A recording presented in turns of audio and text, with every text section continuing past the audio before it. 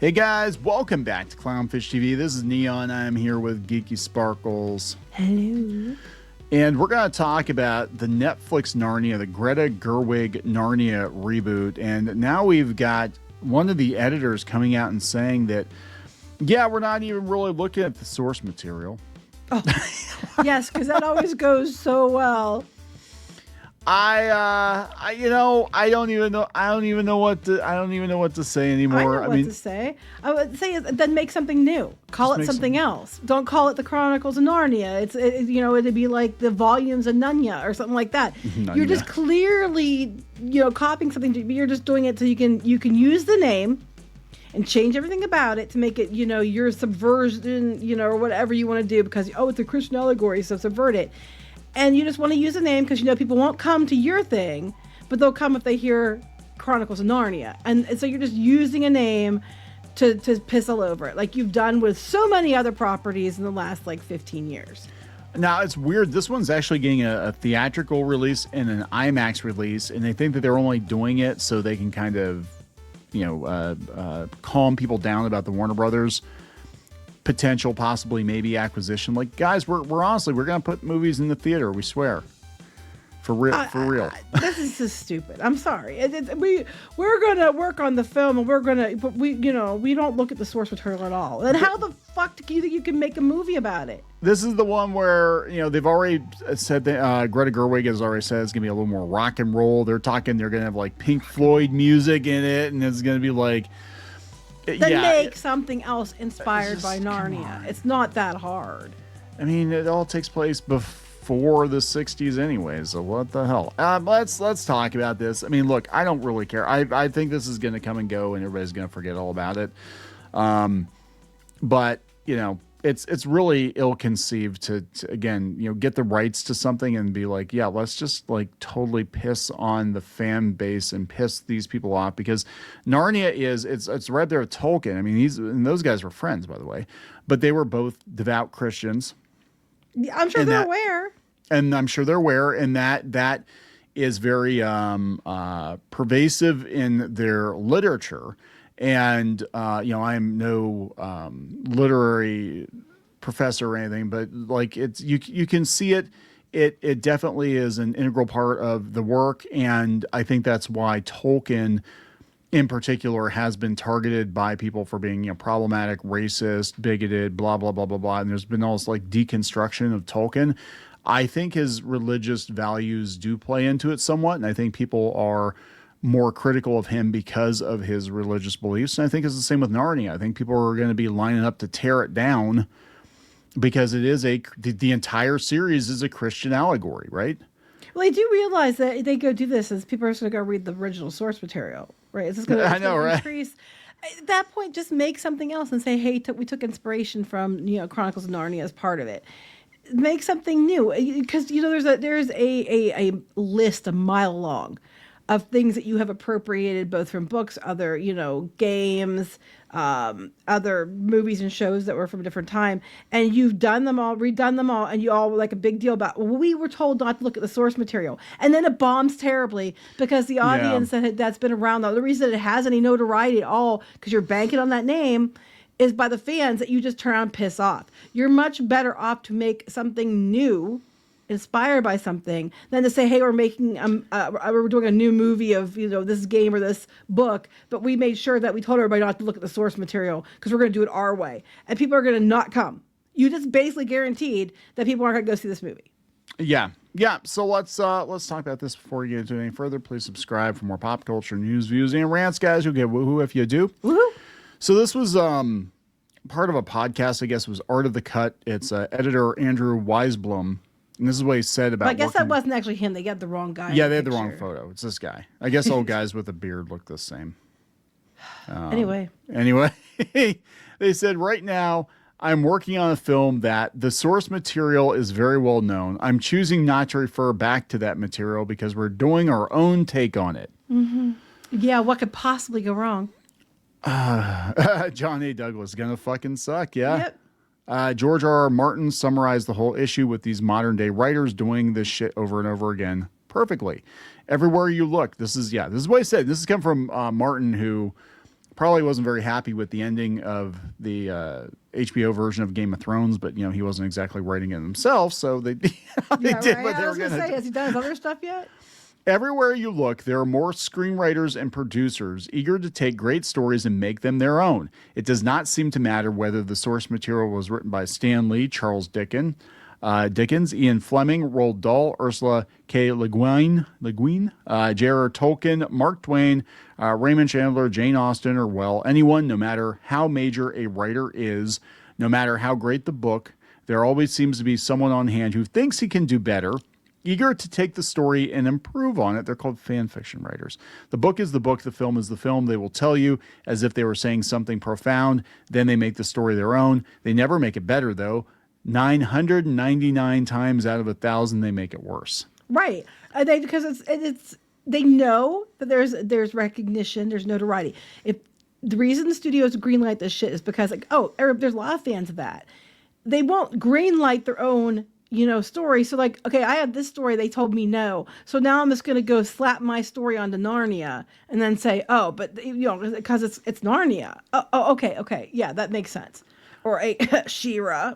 Yeah. Rinse and repeat, right? And Snack 3, Snake sums it up. Take a book written by a Christian filled with Christian themes, tear it apart, invert it, and make it a disrespecting version of the original. Exactly how Satan would operate. But that's what they're going to do. That's what they're going to do. Aslan, they thrive on it. They were saying that Meryl Streep was going to be Aslan. I'm like, oh my God, don't do this. Yeah. So it's gonna be very very interesting. Yeah, we're just gonna wear Aslan as a skin suit.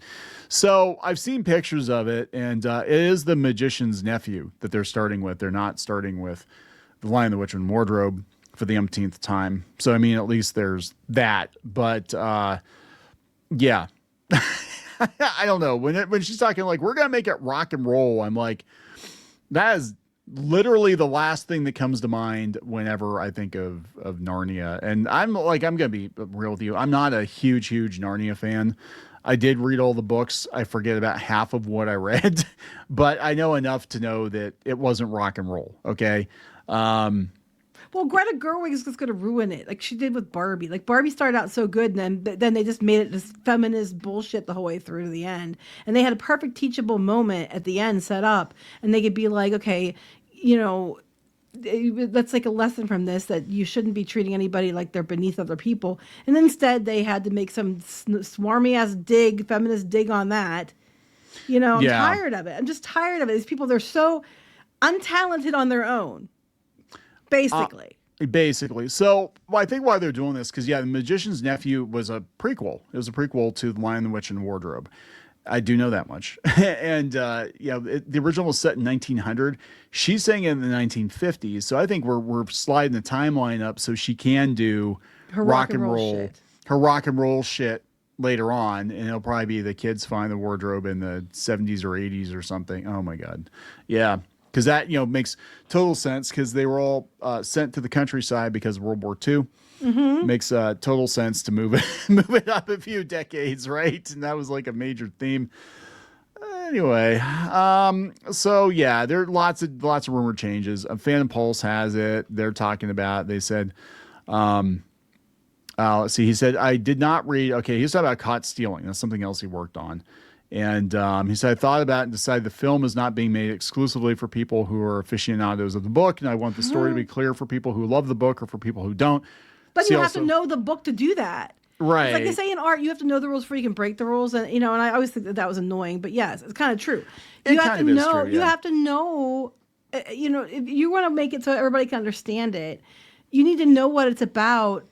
And somebody who's not been a fan for years, and see what confused me and what can I make clear for people who don't know.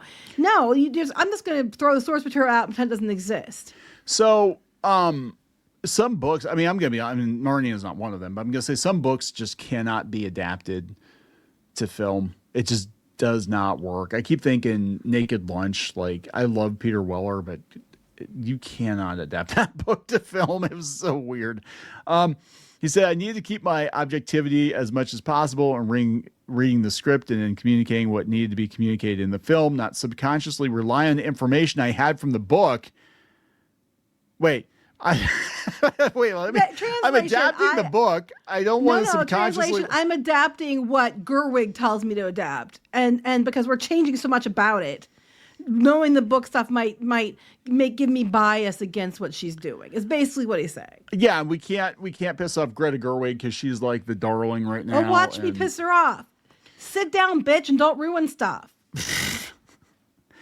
I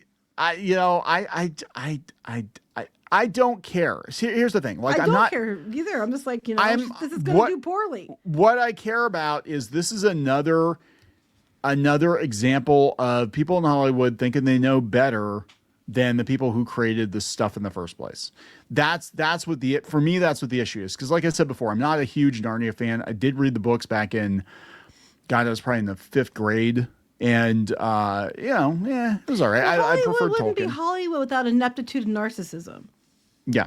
And that's what this is. It's like, again, like you said, why don't you come up with your own stuff? I don't think they're capable. I think it's that fan fiction mentality of, I can't really create anything new, but I'm going to take a look at something and try to fix it. I'm going to make it the way I want it to be. But I can't actually do anything on my own. Right? But here's the thing. At one point in time, these things didn't exist until somebody made them. Yeah. How can people from that far? We have so many things now, so many more experiences in the world, so many more things, ways of looking at the world, so much more access to the world than we've ever had, right? And you're this creatively bankrupt that you cannot come up with something new, that you have to repurpose things that are 100 years old, just to, well, not quite that old, but you know what I'm saying? Just to repurpose things so that you can say you did something. Because you have more access to everything and life experience and stuff and education that a lot of people, not just these people, but like some people had who wrote this stuff. You have unlimited opportunity to tell new stories, and all you can do is rehash old ones and then put your personal rinse on it, which we call piss. It's called piss. Sorry. We call that piss. Yes. So yes, this piss is coming to a theater near you. When is it coming out? It's coming in 2026. December of this year. Yeah, they already wrapped production on it. So there you go. You can go see this piss on screen. Maybe it'll be good. I'm not counting on it though. I think that I don't know. Even if it's okay, even if it's goodish in its own right, it's going to probably piss off the fans of the book because they're going to deliberately go out of their way to antagonize, most likely, or ignore. You're a bigot if you don't like it. You're a bigot if you don't like it. Oh my God, you're homophobic. Of course, misogynistic. You're a hater. My favorite is when they tell the creators of the thing that they're wrong, right? Or they wait until after they die and then try to like retcon history and be like, oh, they were just wrong. And now it belongs to all of us. And we're seeing this happen in real time we just did a video on Harry Potter. We're seeing it happen in Harry Potter where they want Harry Potter. They don't want J.K. Rowling. So, but they're going to be like, well, Harry Potter is ours now. And it's the same with Dungeons and Dragons, right? Dungeons and Dragons is ours, and this is what really means to be a fan of D&D, not like that bigot Gary Gygax. I love when we want to make it welcoming for everyone, but they're the ones who pushed everybody out. Yes. That's always my favorite. Yeah, it's ridiculous. But we'll see. I think this is going to be an absolute disaster on so many levels, but who the fuck knows? Wrap it up. Yep. Please subscribe for more pop culture news, views, and rants. We'll talk later. Bye.